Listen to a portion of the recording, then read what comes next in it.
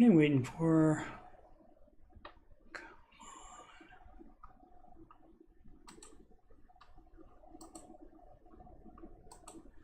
Waiting for YouTube to catch up. There it is.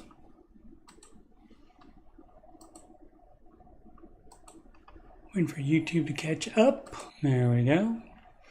Man, my voice doesn't sound that great today, and that's too bad because there's going to be singing.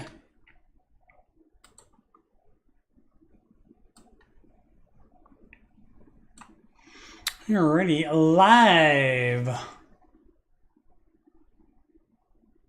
from Cabot, Arkansas. It's the Ramsey Show Aftershow show. I'm Coach Steve Money, Ramsey Solutions Certified Financial Coach.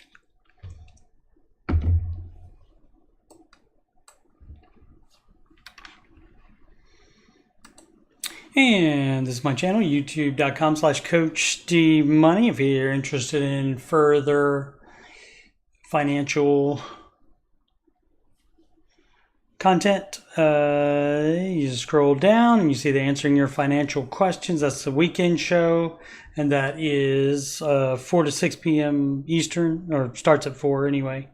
Sometimes go 2 hours, sometimes more, sometimes less. 4 p.m. Eastern time on Saturdays and Sundays. And this show, the Ramsey Show Aftershow show, when I have a day off from work, such as I had one Memorial Day off and today off, and so then I do the Aftershow show, which is right after the Ramsey show is over, and that would be at normally around 6:08 or so, but the video started late today, and so Aftershow starting late at 5:21 p.m. Central Time, 6:21 Eastern Time. All right, and music playlist right in between those two. And dropped a new single. When did I do that? Last Sunday.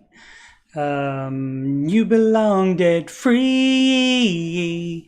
You belong debt free. Steve's version there.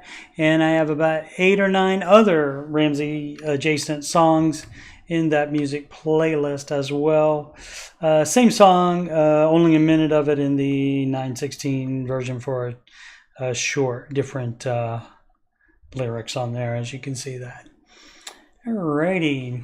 Speaking of songs, so I'm not going to do, I did that You Belong Debt Free song on Monday. So if you want to hear that live, that is on the episode 372 of the Ramsey Show After Show. You can find that in the past live streams playlist, or it's also here in the Ramsey Show After Show playlist, and that is show number 372, and that's the first song I do in that. And so I'm not going to do that one today. Instead, we'll start right with the first hosts.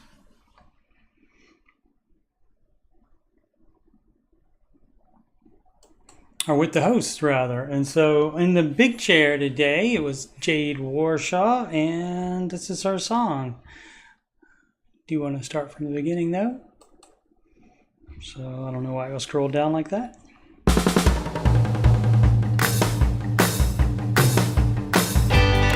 Bobby Fuller 4, I Fought the Law. She wanted a host, and yes, they needed one. Debt fought for Shaw and more. Shaw won. Debt fought for Shaw and more. Shaw won.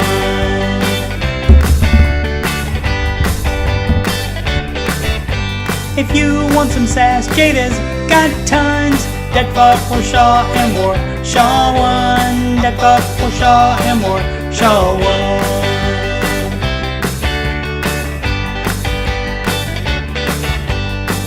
And paid off for $60,000, but now they have mutual funds. They're incredibly in better shape now. Debt fought for Shaw and more. Shaw won. Debt fought for Shaw and more. Shaw won.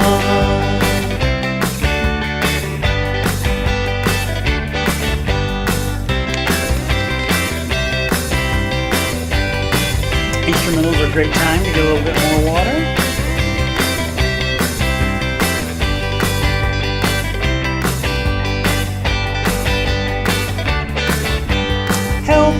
people get the steps done. Dead fog for Shaw and War. Shaw won. Dead fog for Shaw and War. Shaw won.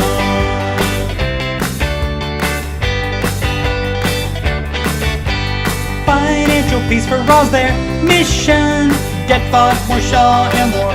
Shaw won. Dead fog for Shaw and War. Shaw won. Back to the bridge here at the top. Cadence and paid off for $60,000, but now they have mutual funds. They're incredibly in better shape now. Dead fog for Shaw and War. Shaw won. Dead fog for Shaw and War. Shaw won.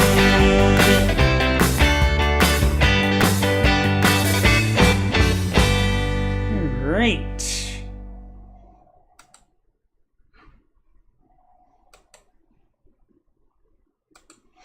And in the other host chair, Dave's daughter, Rachel Cruz, with a nice new haircut today.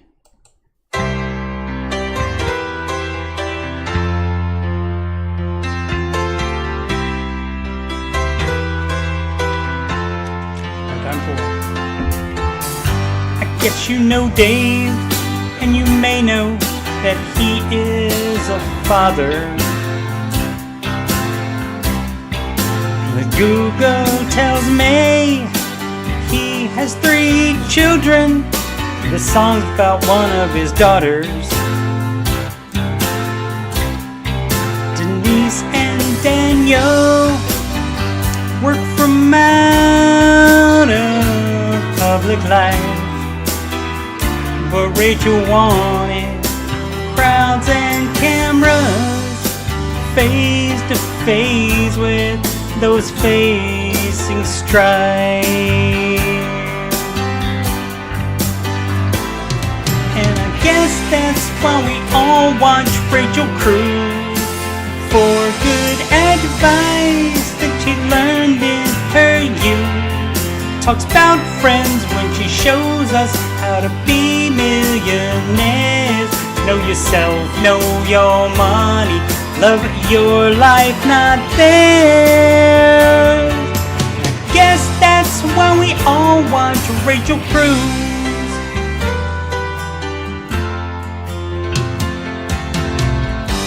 The Ramsey Show, the Rachel Cruz shows are where you can see her. That's not enough, then you are so lucky. There's Smart Money Happy Hour, hosted with George, and they have some drinks and a laugh. She has 3 kids' books, Smart Money, Smart Kids, and I'm glad for what I have and where I am. And I guess that's why we all watch Rachel Cruz, for good advice that she learned in her youth. Talk about friends when she shows us how to be millionaires. Know yourself, know your money, love your life, not theirs. Guess that's why we all watch Rachel Cruz.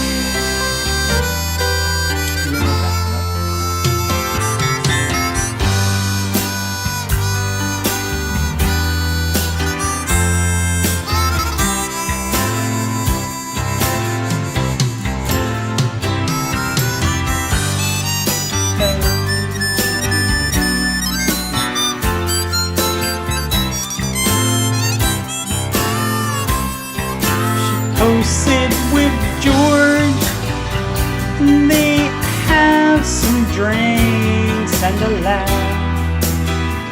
She has 2 kids' books, Smart Money, Smart Kids, and I'm glad for what I have and where I am. And I guess that's why we all watch Rachel Cruz, for good advice that she learned in her youth. Talk about friends and she shows us how to be millionaires. Know yourself, know your money, love your life, not there. Guess that's why we all watch Rachel Cruz mentioning Winston, mentioning conspiracies.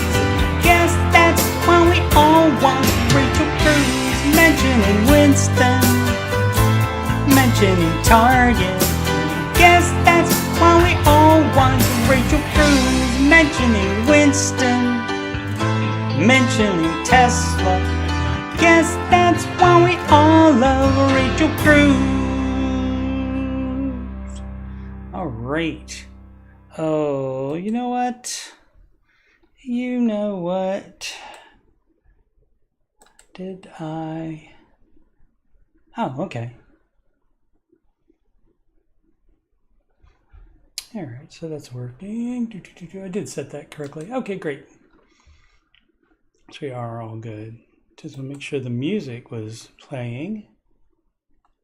Yeah, okay, we're good. Good with that. Okay, one more song. Let me check the chat. Okay, one more song.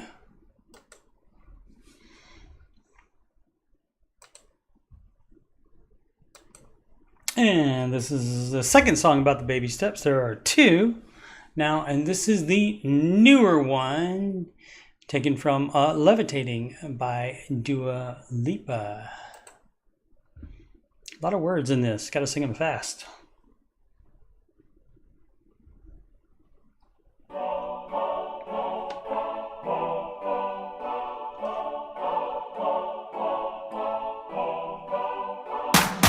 If you want to fix your finances, I know a guy can help you get debt free.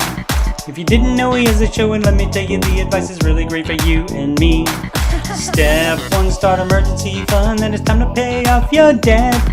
And that's the 2 that you're beginning, small as largest, you'll be winning, ain't seen nothing yet. You and me, daytime we're ripping. Hey, look at us, we're baby stepping. This is the way, we're baby stepping.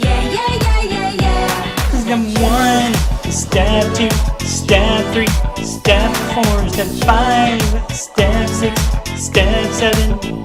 We're baby stepping. 1,000 fund, pay off debt, full fund, invest, keep college, pay off house, build wealth.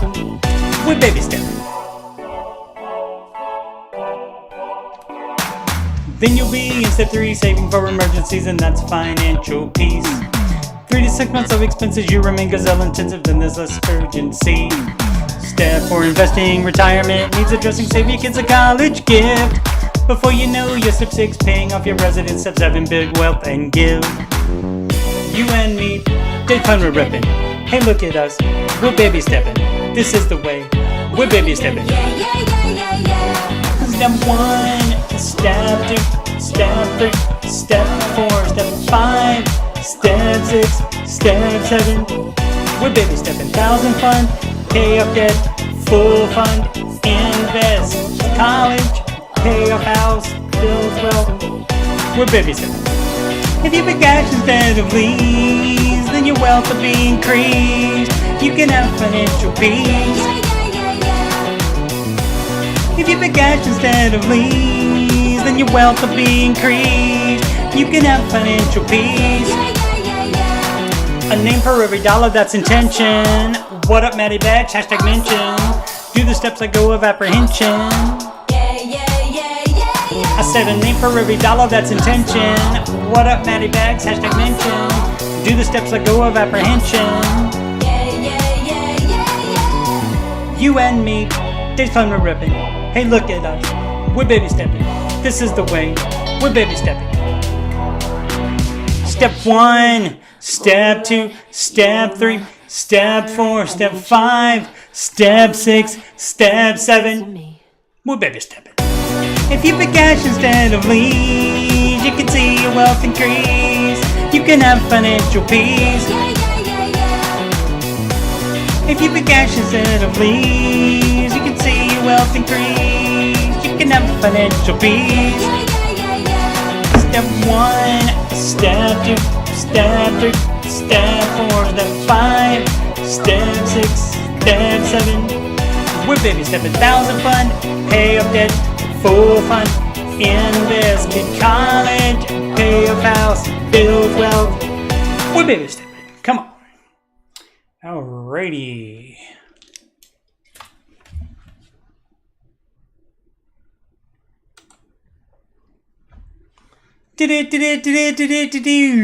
Market report. And we are down today except for the Russell Small Cap Index at 1% up. As you can see, the most down, of course, the NASDAQ, 1.08%. And let's look at the top dogs, the most followed single stocks on the Google, and Apple and Tesla, the only ones up. Tesla up 1.48%, which if you have a nice large cap fund, it would have all of these in there, and so that one is gonna negate the that's going to be a rub. It's going to be negated too. It's going to flatten out. It's going to even out the Amazon being down by 1.48 if they're equal shares of it in that mutual fund, that is. Microsoft down 3.38. Google owned by Alphabet 2.15% down. And so that is not that fun. Who do we have reporting? Reported today, Costco and Dell Technologies. I don't think there was a bump on those today. Oh, let's try it.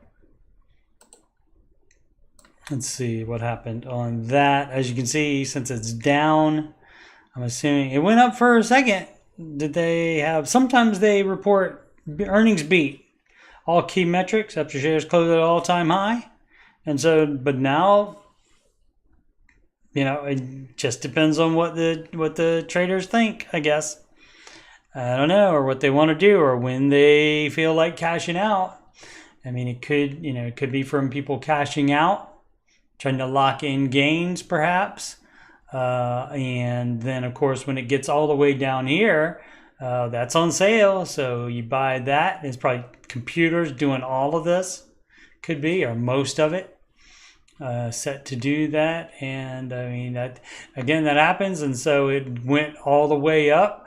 One company's computers bought right there at the bottom there and took it all the way back up there, and then that's enough money for somebody to want to lock in gains, and so then they sold, and so now it's all the way back down to there. All right, and let's see. And what else? Dell. Let's see how... Dude, I got a Dell. Let's see what their story is. And the same. And they, I'm going to guess, didn't we? Sales of AI servers came on strong. Fall despite growing AI server business. So they were... I mean, there's not much you can do if you beat the earnings projection, and so there's not much you can do. Sometimes traders just aren't gonna be into it. They're not that much into you, apparently, and look how far that's down. So if you believe in the company, then theoretically, of course, that's on major sale now, and so you would be buying that if you have them in, obviously in a managed mutual fund. We do not recommend or advise single stocks.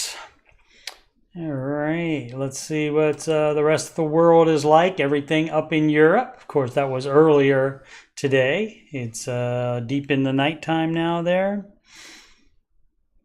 Asia, Asia, everything down. The currencies, the euro up on the US dollar, Japanese yen up on the US dollar, the British pound, love, up on the US dollar. Canadian dollar A up on the US dollar, and of course the Australian dolomite up against the US dollar, and that will make it a clean sweep. all of the US dollar down on all these today. Our pals in crypto, everything down except Bitcoin, and still about 3,000 something down from the high that happened not too long before the halving, halving. That's one of their little events they have. Let's see what for tomorrow, and it looks like more negativity, but you never know. Something could happen overnight tonight or in the early trading tomorrow, the futures trading tomorrow, where that would be nice and positive when we wake up, and we'll see about that. All right, so that's everything on that. Got some news stories here. Zero down mortgages are making a comeback, and that is horrible news.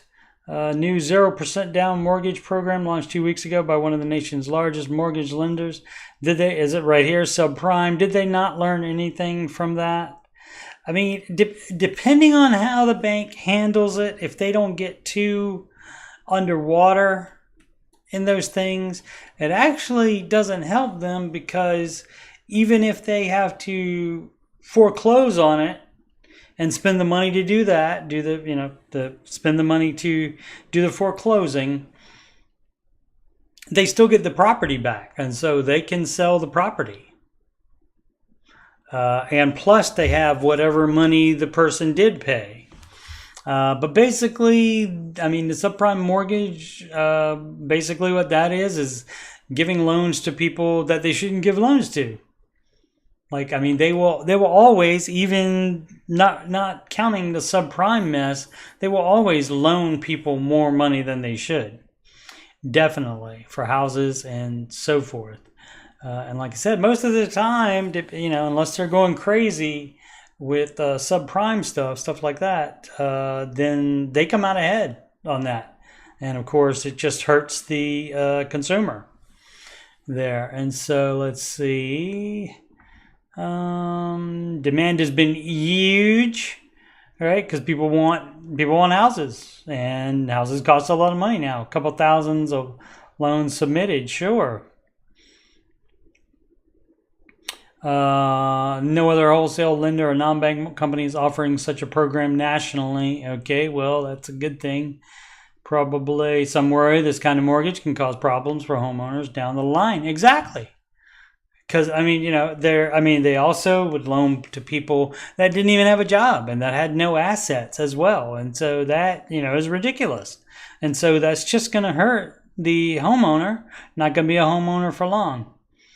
So, and again, it could lock you into high rates. You got to read all the fine print on it, but they're going to, word the contract, the deed, the loan. They're going to word that so that they make money off of you no matter what happens. Definitely read the fine print. Hey, I said that.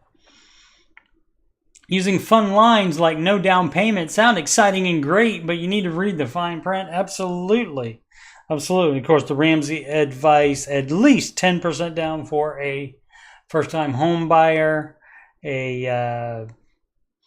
Much better, though, is the 20%, and then you don't have to pay PMI, private mortgage insurance. And that, of course, is insurance for the mortgage holder if you don't pay your mortgage. No, it's not. You're not paying for insurance for yourself. You're paying for insurance for the bank or other financial institution that is loaning you the money.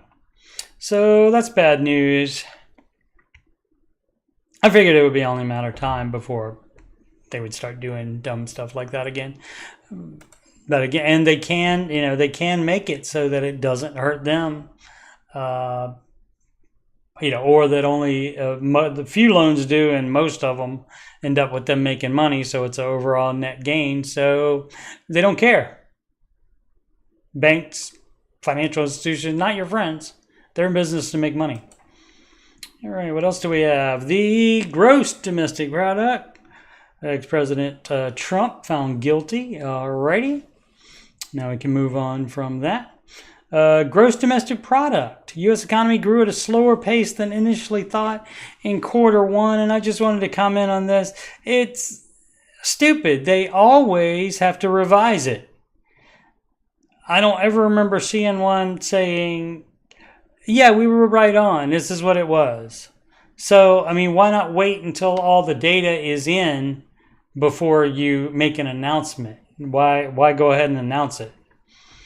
But that happens all the time where it's not the right numbers. This is from the Daily Mail. Republican Ashley Hinson's farm bill provision could stop China's buyout of U.S. farmland, as its real communist adversary has bought 347,000 acres. All right, and there's a nice map here. Here we go. So this is where China owns farmland in all these states. Fun times. And so I guess that bill is going to... Was it going to stop China's buyout? Measures to restrict it from scooping up. You can scoop that up. American farmland, a big win for national security. Okay. Yep.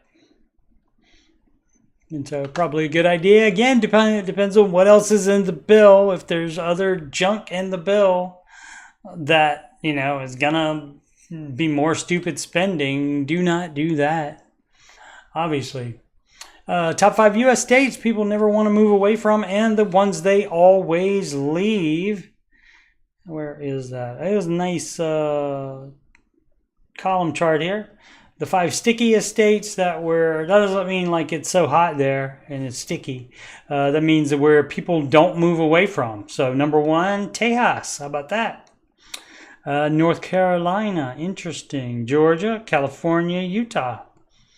That's an interesting mix. That's on kind of like Georgia, kind of on the East Coast, California on the West Coast, Utah Northwest, Southwest Texas, and North Carolina also on the East Coast there. Interesting. And so the bottom 5 stickiest states, where that means the most people are moving out of. Number 1, Wyoming. I wonder why. Wyoming. Get it? See what I did there? I made that up on the spot. Wyoming. Interesting. And North Dakota. Alaska.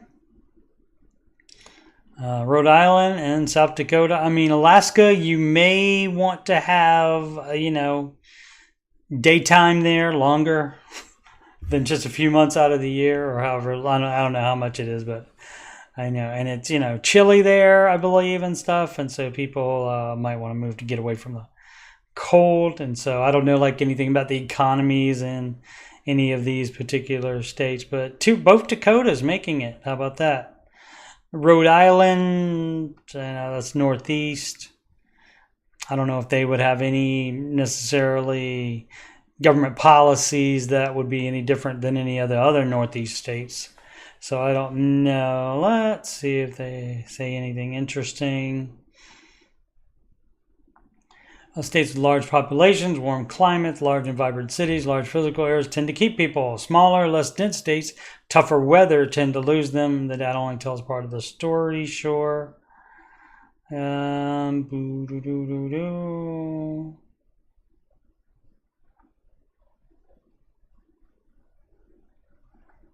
about a nice sum up paragraph at the end here?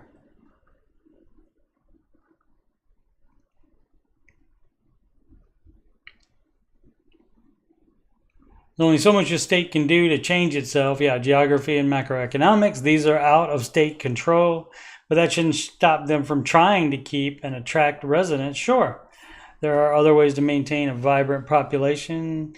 California's dynamism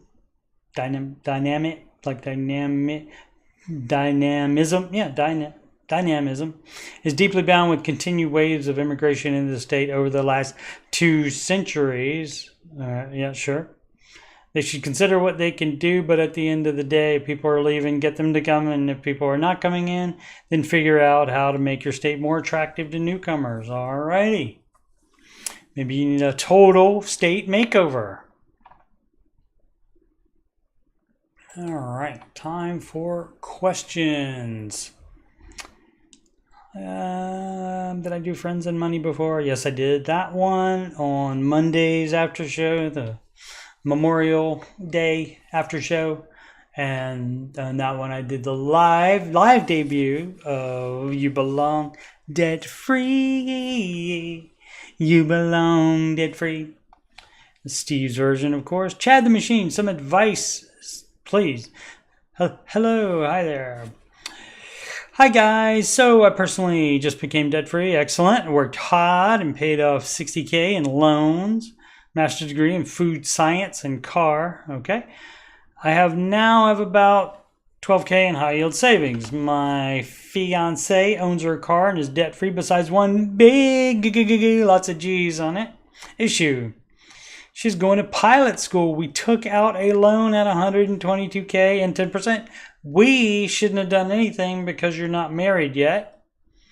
First of all, even if you are going to okay a loan for that, which Mr. Ramsey is not, neither am I, this was the lowest interest rate. It doesn't matter. You don't do it.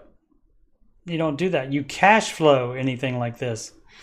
Should we tackle this? You pay it off ASAP. It's accruing, but she won't make but $45K when she gets done about fall of next year. We'll be living frugally and rent free. Should we just throw everything we have at it now? Yes, I make $50K a year, $53K a year. How would you do it? Is probably the only thing that it's going to say. How would you suggest we tackle this? Yeah, my bad. Okay, so yeah, you're back in step sooner then. I would get married first before I would pay. I mean, but if your name is on it as well, you may as well start paying back on it. But get married. Get married. And so, yep, you're on step 2. Hopefully, if you have $1,000 in savings, if you have that $12K you have in savings, down to $1K, it's gone. And you need to take that $1K out too for your starter emergency fund if you don't have immediate access to it. Debit card or check writing privileges on that. Read the fine print on high yield savings. High yield savings is fine and great for an emergency fund, but you must have immediate access on it because emergencies are not generally going to wait for a 1 to 3 day transfer period. So you got to have immediate access on that. But yeah, pay the debt off. And which you would know if you looked at the baby steps here. I can't figure out where I'm at on the baby steps. One of the later callers, I can't remember if it was the last caller or not, but it's like, should I pay off the highest interest first? If you read the baby step, which this is not exactly, let's go exactly to the Ramsey version of it. Let's pay off all debt except the house using the debt snowball. And of course the debt snowball. There we go. Pay off the cars, blah, blah, blah, blah, blah. Attack that one with vengeance. Yeah, the little one. And so the reason it's the little one first is because humans tend to stick to something where they have success at it faster than trying to do the math of, well, I'm going to pay the highest debt off, the highest interest off first. And so that'll save me money in the long run. Not if you don't stick to it. So, yeah. There you go on that. Bayou Pelican in the Bayou. Just starting the baby steps. Okay, good job. I've made bad financial decisions. We all have. And I'm in debt up to my eyeballs. Baby step 1 is to save $1,000. Yes, it is. And it shouldn't take more than 30 days. That's correct. How can I save when I live paycheck to paycheck? That means you got to cut out expenses. And if you aren't buying anything that's not 100% necessary, then you got to find something to move the needle. That means you work more. You take all the overtime you can. You get a second, even a third job, possibly. Again, you cut everything out of the budget that's not 100% necessity. If you have a car payment, you may need to sell it. Today when I got paid, I had $8 in my account. That's far too normal. I see that a lot of times. Even when payday is many, many weeks away. I don't have anything to sell, and finding a second job has proven very difficult considering my current schedule. I work a 14-14 schedule, and no one really wants to hire someone that is only available every other 2 weeks. I don't know what the 14 is. Oh, 14 on, 14 off? Yeah, so, I mean, if you have like a couple hours during any day, you can do the delivering. You can do Uber Eats, and you can do that kind of stuff. The kind that you can't do, probably not do pizza specific delivery, because they're going to want somebody that can work longer than maybe you have time for. What are some good ideas that you guys have that could help me save? Again, you got to find out. Let's see if they give any other information. That help me save $1,000. That means you don't spend it on anything else. And if you're paycheck to paycheck, you gotta really slash your budget. Things that are only 100% necessary, and that means no eating out at restaurants unless that's your second job and you get it for free. What's a good alternative to every dollar? From Alarmed Hearing. My wife and I use every dollar. It seems decent to her, but I'm tired of getting the 130 feet every year. What are some comparable, less expensive budgeting options out there? I know there's YNAB, you need a budget. There's a bunch of other different ones. Or you can do it on a spreadsheet for free. And I tried every dollar, didn't like it. I went back to my spreadsheet. So as far as a different app or online budgeting thing, I have not tried those. Not tried any of them, so I can't personally say, but I like, because I can format the spreadsheet to do what I want to do. Forward_motion. Is that supposed to be like MOTION, except you changed it to ocean on purpose, or that's what you thought the way it was spelled? Which does happen. Stuff like that does happen. Baby step 4 through 7 question. My wife and I will be debt-free minus our mortgage on June 7th. Congratulations on that. We also have 5.5 months emergency fund set up. We're both 33. I mean, why not just the extra 2 weeks and have a 6 month? I don't understand that, but that's fine. It does say right there. It says 3 to 6 months. So fine. I won't argue on that. No kids, no plan for kids in FPU. Dave teaches we should both individually be investing 15% towards retirement. So the groundwork to my questions. Okay, stop the tape. I'm going to interrupt right here.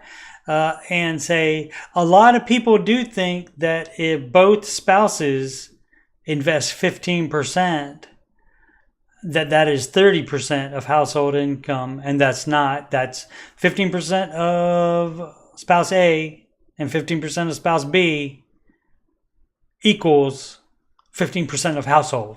So that's how that works. But maybe that's not the problem here.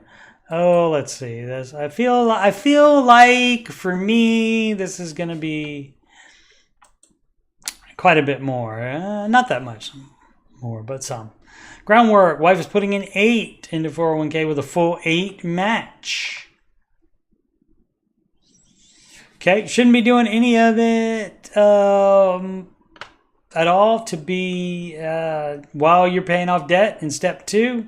Shouldn't be doing it, but I mean, since it's June 7th, and that is from the time this was written, that's about 2 weeks, and now it's only a week away, so why bother stopping the investing now, because it's just a week away. So they'll be debt free on June 7th. Hopefully nothing happened to derail that. So okay, so we'll accept that, and we will move over. I've been telling people in the Ramsey Show chat the past couple of days to embrace reality, and so I'm embracing the reality that, and with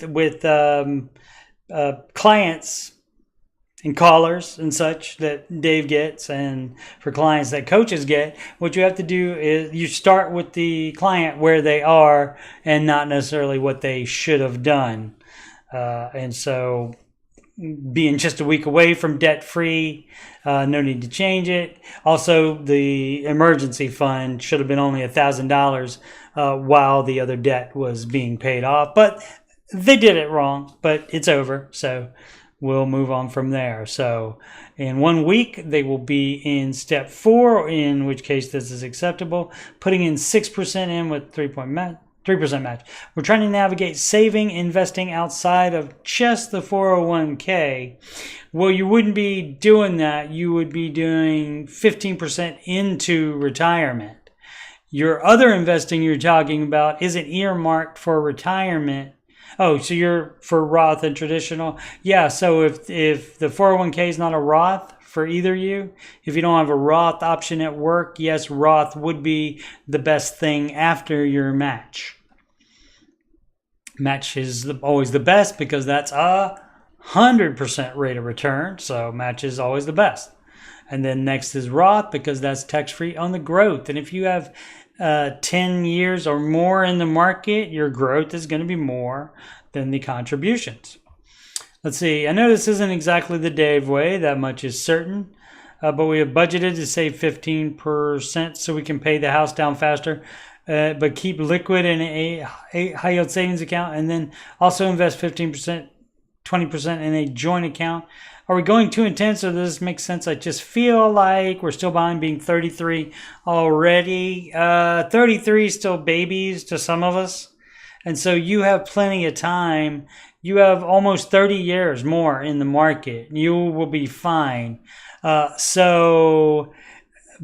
here's another mistake that people think, and I don't know why they want to do this. They want to save money in order to pay off the house faster. The way you pay off the house faster is you send the money to the mortgage instead of putting in a savings account and then take out a lump sum of the savings account and then throw it at the mortgage. So definitely doing it wrong. That's not the Dave way either. And so they could be arguing, and that's not the Dave way either, arguing if the mortgage payment interest is less than the high yield savings account interest is earning, then that may be their argument on that. And that's just not the way it's done due to risk by having a mortgage still. The idea is you get completely debt free. And also invest 15 to 20% in a joint account. No, you're not doing that. You're not doing extra savings until the house is paid off. So you're doing 15% into retirement and no other savings. Now, exception for that would be like a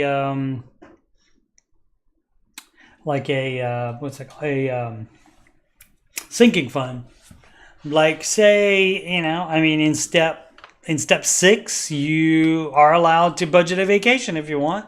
And so you got to pay for it. And so if you can't cash flow that out of one check, then you would want to save up for it in advance. So you can do that for things that you have budgeted. But just like general savings, that's a no while you still have a house payment, because you do have your full... and if you want more savings, hey, got a great idea. Kick that 5.5 up to 6% of emergency fund there. Too intense, or does this make sense? No, you're just being intense in the wrong way. You need to be intense as far as getting the house paid off now that you've got already got the emergency fund, and you'll be debt free in 1 week from the time of this recording. So yeah, you can be intense, that's fine, nothing wrong with being intense, but all that money needs to be going to the house instead. Once you're done with the house, you can invest as much as you want, you can save as much as you want at that point on step 7. And that is the Ramsey advice. Life insurance. Considering dropping my life insurance policy when my mortgage is paid off. Anyone else done this? Well, the idea about life insurance is that it's for the people that are dependent upon your income. If nobody except you is dependent on your income, then you don't really need it. I mean, they'll figure out something to do with your body when you die. But I mean, you could have a little policy just to bury you, perhaps. But other than that, another thing would be if your mortgage is paid off and you can self-insure, like if you have enough cash to say, just handle anything, and you can leave that money to your heir, covering anything that is dependent on you, then that's fine as well. But otherwise, if somebody's dependent on you and you don't have enough wealth to handle that, basically that would be, say you make $100,000 and somebody's dependent on that income, you can replace that $100,000 by having $1 million in the market, and that after returns, the returns on that would generate approximately, on average, $100,000 a year. So that's what it is. So that's why your life insurance policy needs to be 10 times your annual income, so that when invested, it can replace that same amount of income. And so, but again, if nobody's dependent on your income at all, and mortgage is paid off, so you don't even need mortgage payoff insurance, then yes, you can do that. Again, as long as nobody's dependent on your income. King Coleman Career Guide. King Coleman is the Prox Prince. His book, Proximity Principle, was created to use my talents of discernment, compassion, and instruction to perform my passions of making, protecting, and advocating, to accomplish my mission of serving by producing, assisting, and protecting. The rules I got for the King Coleman Career Guide. I don't really know what to do with these results or careers I should look into. Any ideas on where to start? I would start with the King Coleman Show and his website and see if there's extra added information that gives you more information about what jobs would do this. Or you can just Google it. What jobs include making, protecting, advocating, assistance, and protection? That kind of thing. And so that's how you would find that out. But off the top of my head, I would know, let's see, producing, assistance, and protection, advocating. So it seems like you want to help people. So financial coach would be one, perhaps. That kind of thing. Anywhere where you're helping / protecting people. If it's actually protecting, it could be law enforcement. Any number of things along that line. So you just got to think. Pristine Cry 7163. Quit Army Reserve after baby step 3. Okay. Federal contractor. Let's go ahead, and this seems like this is going to be a longie. No, not that long. All right. Federal contractor working as a software engineer by day and part-time Army reservist.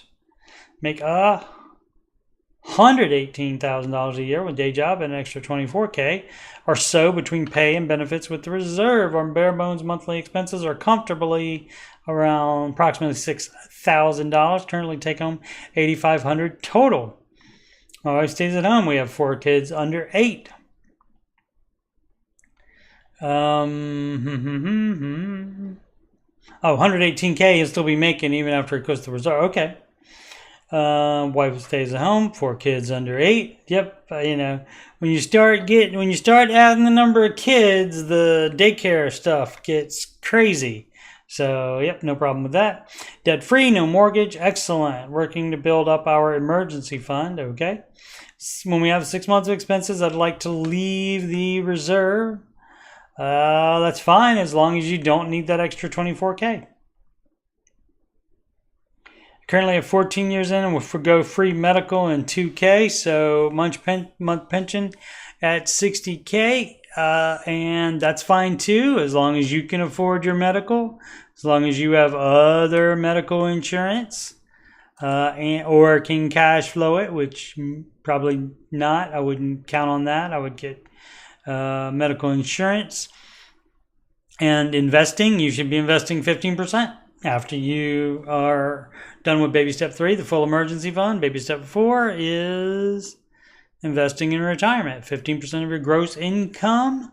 Also, you can do a spousal Roth IRA for the missus that stays at home. I figured I could eventually make this up by focusing on my day job, which is going very well. Okay. What was that? Software engineer? Okay, I guess you could get bonuses or maybe work overtime, that kind of thing. Would I be a complete idiot to get out? I mean, for free, if it's free medical, for $24K a year and free medical and $2K a month pension. No, not an idiot. I mean, and you're the one that has to do it, so really only you can make the choice there. It sounds like you would be fine, but again, you would need to buy medical insurance. So you're going to have to add that to expenses if you currently don't have any on your own. But maybe you have a family plan already. I don't know if the free medical covers all 5 of the other people in your family. And so you would have to find out about that. But yeah, I mean, it sounds like I think you can do it and be fine, unless there's something that else you didn't put in there. Impossible Win 8495. Expense tracker app. Is there any expense tracker app that is on iPhone as well as Android and can share the same data? I think most of them would be interchangeable there and would have both iPhone and Android apps. Most, I think, would have that. I know every dollar has both. I have iPhone, my wife has Android, hence the question. Yeah, I don't think that's a problem. I would, of course, prefer a free one, but I'm willing to pay small charges as well. Edit, big thumbs up for every dollar is recommended below. I've been fighting with my wife for the last 1 year to record expenses. The app makes it easy for her to record. Yeah, because if you pay for it and connect it to your bank, then you don't have to manually put in the charges or all your transactions. And so then all of that is in there already. And if it's worth it to you to save that amount of time by manually putting them in, especially the more transactions you have, it could be well worth the money. Upstate New York dude 2, baby step 4, 6, and still love old dumpy cars. Okay, I don't have that kind of relationship with my vehicle, but I do still have a beater, and this particular beater I bought it when I was already on step 5. Just 2 months after reading the Total Money Makeover in 2014, I'd sold my loaned car and bought a 12-year-old Honda Civic for $3,700. Great. 4 to 5 years, the car helped take me from baby step 1 to 4 to 6. It had no AC. I don't have my AC. Never worked in mine either, and that's part of why I got such a great deal on it. $1,750. What it cost me, and so I don't run the road. I don't take road trips or anything like that, and so I'm in the car a short period of time, 8 minutes to the store, 8 minutes to work, that kind of thing, and so I'm fine for it that long, even though it's about approximately 10 degrees warmer on a daily basis here in Arkansas than it was in OH. So no AC is fine. Roasted butt off in many summer days. Yep, but it was all worth it. Absolutely. You can just pretend it's a sauna. That car died and I replaced it with another dumpy car in 2022. 17-year-old Toyota. I get picked on for it all the time, but I cannot see spending any money on vehicles when there are ones that are so cheap. They run perfectly fine. That with the fact that one vehicles do nothing but depreciate. Right. Yeah, there's no need. If it gets you from point A to point B, It's fine. What else do you need from a car?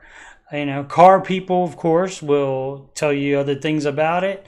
Oh, well, I like the look of it, and I like, whatever other reason. I don't know. I was going to try to pretend to think of something, but since I'm not a car guy, I don't know what they care about them. So couldn't tell you. So nothing wrong with old dumpy cars, even post step 4, even. In step 3, when at that point you could buy a more expensive car, but like I said, I haven't had any problems with this car, so why would I need a different one than this one?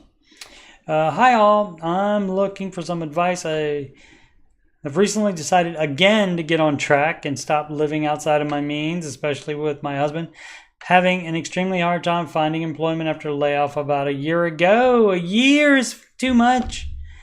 He's not trying. Either you live in a crazy place like Alaska or some, I don't know how easy it is to find a job there, but some place like where you're like away from civilization or something.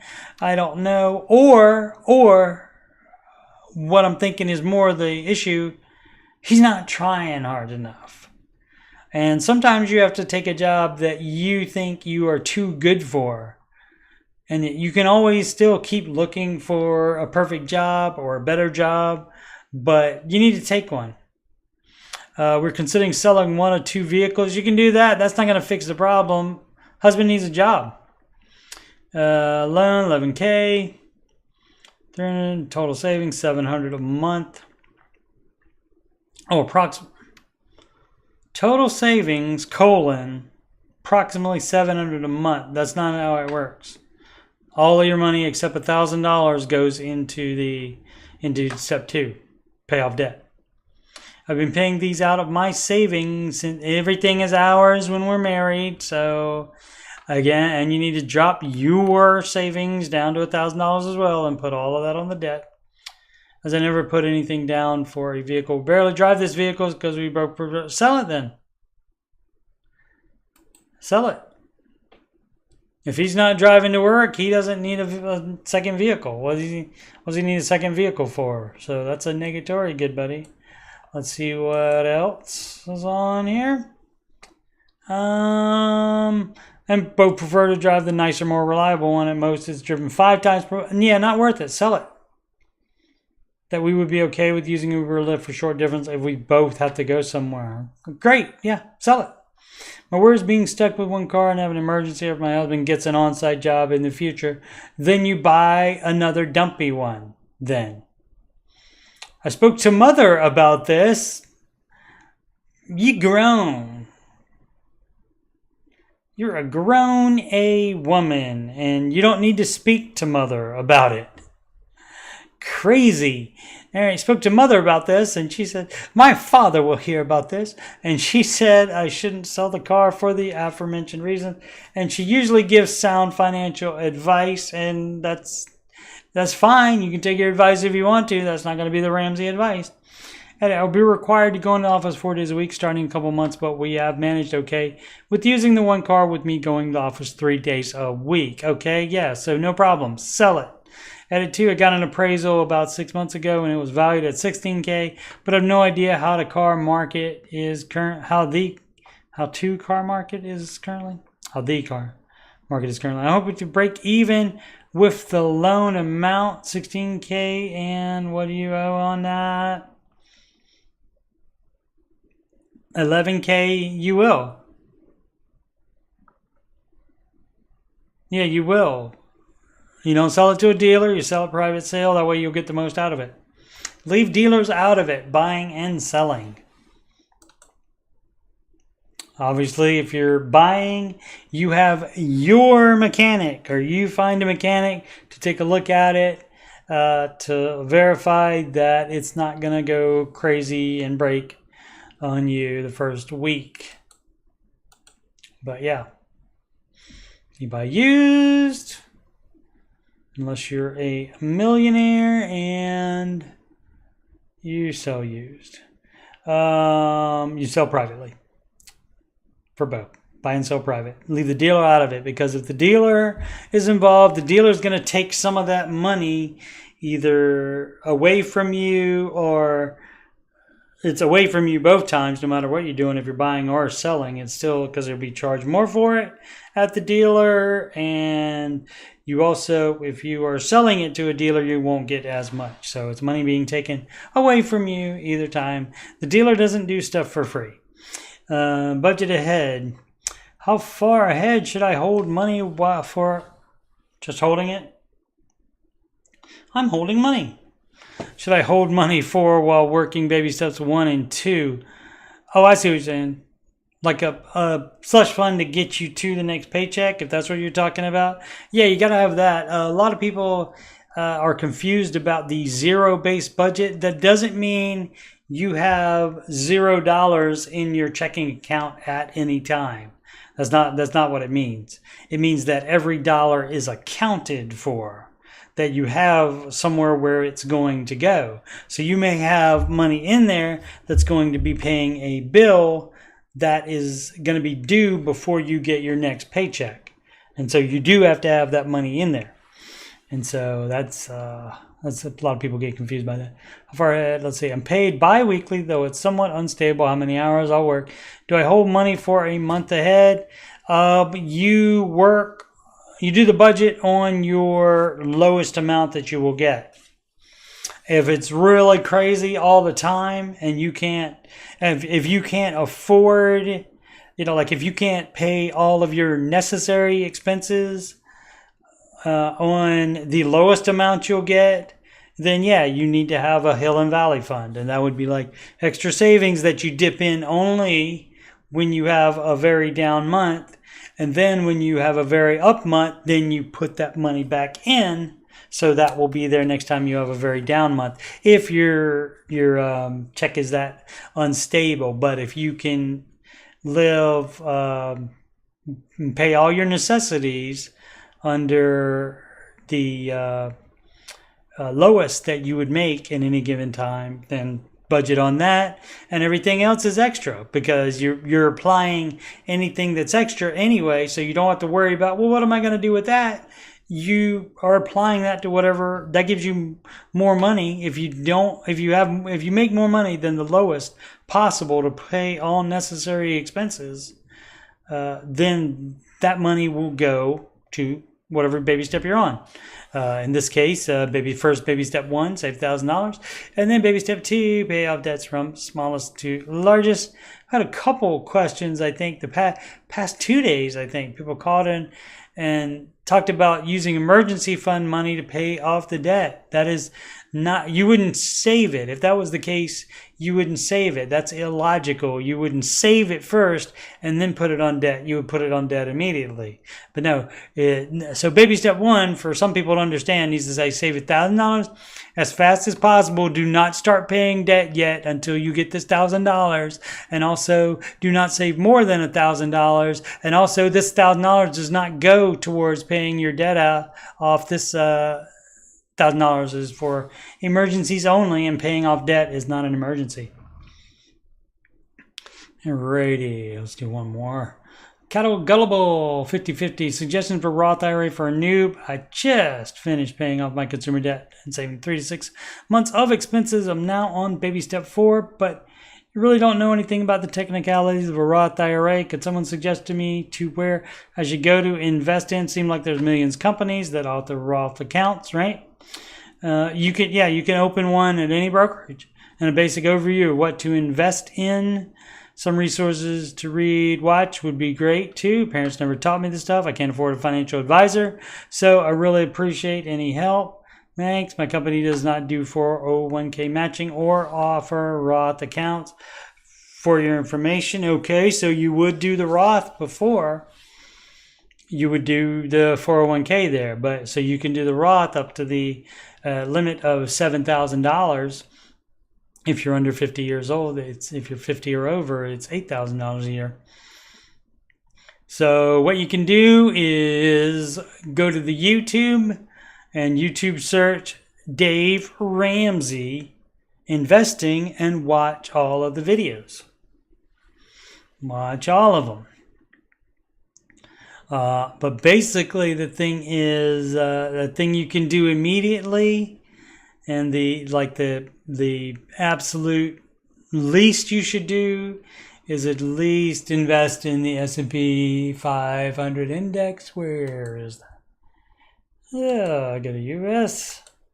There you go. And let's look at the max of it. And that on average makes 10% a year. And so that is very easy to do. All the brokerage have their own. Fidelity has one, Vanguard has one. So whatever brokerage you open, it doesn't matter. And you would invest in that while you're trying to find out more. But you don't want to limit yourself to just this. You should find out more because, for example, for like, I want to say, 15 out of the last 20 years, something like that, the NASDAQ has beaten the S&P 500.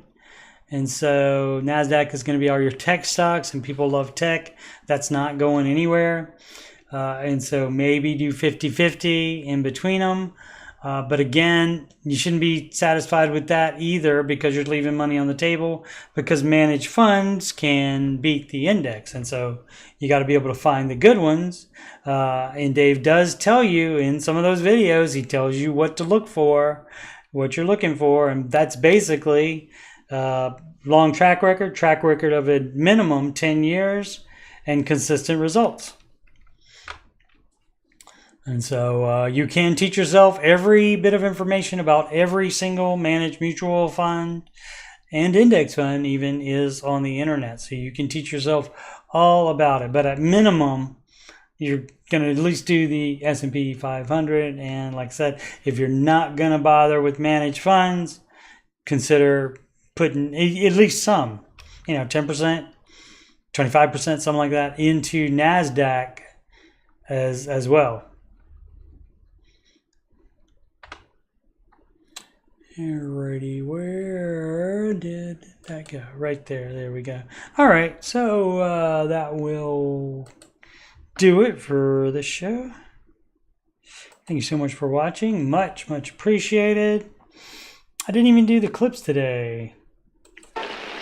You're doing it wrong. Trying to keep my hair from getting wet there. And the other one. If everything you're doing is bad, I want you to know this. All right.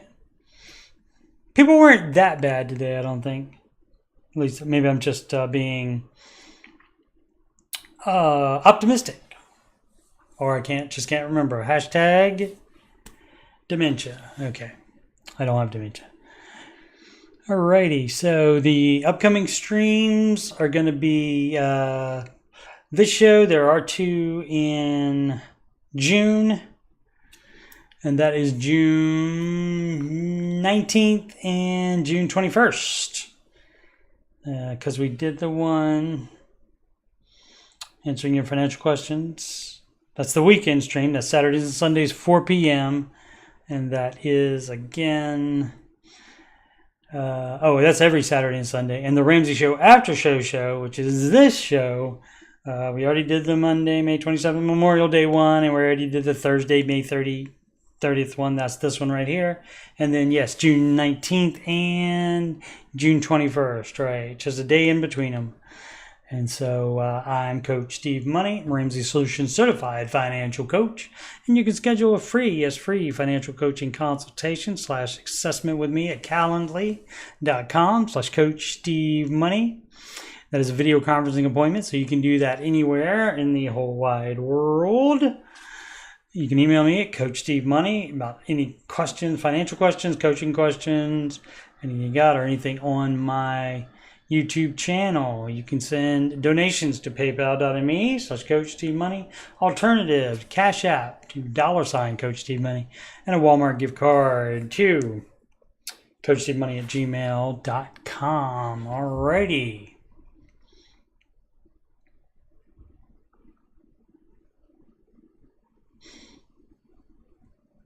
Thank you so much for watching. Please subscribe, like, and comment, and much appreciated. Thanks so much for your support if you've already done that. Alrighty. And as always, make smart financial decisions every day.